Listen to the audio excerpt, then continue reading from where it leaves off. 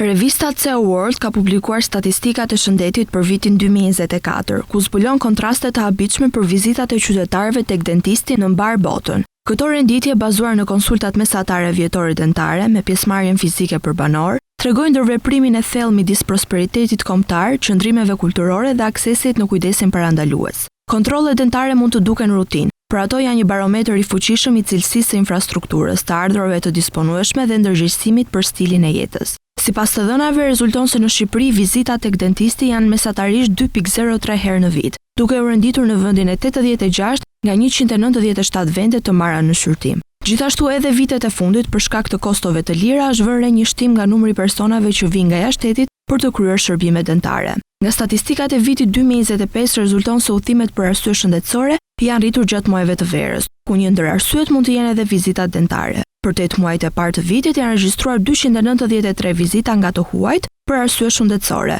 ku lëvizjet për arsye dentare mund të jenë shumë të pranishme. Malizi qëndron më lart në klasifikim në rajon me 2.17 vizita në vit. Serbia renditet në vendin e 78 me mesatarisht 2.12 vizita në vit, ndërkohë Bosnia-Hercegovina dhe Maqedonia e Veriut paraqiten statistikisht më poshtë se vendet e tjera, me mesatarisht 2.02 dhe 1.96 vizita te dentisti në vit. Në samitin e disiplinës globale të stomatologjisë qëndrojnë Monaco me 3.4 vizita në vit, Liechtensteini me 3.39 vizita në vit dhe Norvegjia me 3.38 vizita në vit. Këto mikroshtete dhe vende nordike përzihen modelet universale të kujdesit shëndetësor me popullata me të ardhura të larta, duke e bërë stomatologjin parandaluese një normë kulturore dhe jo një detyrë mjekësore. Zvicra dhe Luksemburgu plotësojnë 5 vendet e para, duke vazhduar dominimin e Europës perëndimore. Formula e tyre e përbashkët me një PBB të lartë për frym, partneritete shëndetësore publike private dhe një premium social për mirëqenie krijon një cikël të virtytshëm kujdesi. Në Amerikën Latine dhe Afrikën subsahariane vizitat e dentistit mbeten të rralla,